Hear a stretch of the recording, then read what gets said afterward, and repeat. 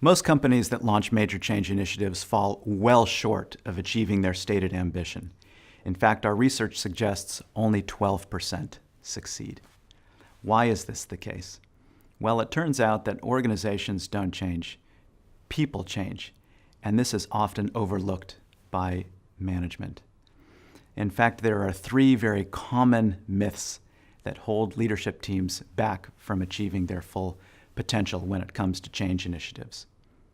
The first is that the feeling that change is somehow irrational and hard to predict, when in fact the reality is that it is predictable, it is manageable, and there are tools and techniques that can be used to get out in front of these risks and to put mitigation plans in place. The second myth is that as long as we minimize the change on people, we're going to be okay.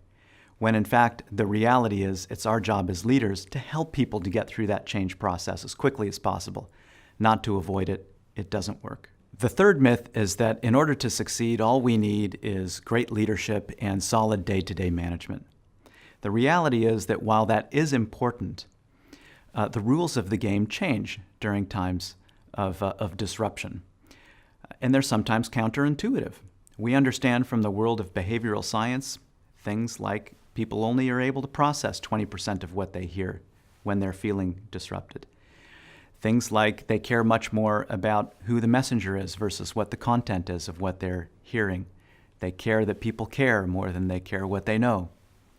Things like reinforcements are 4 times more impactful in affecting someone's behavior than the triggers right up front.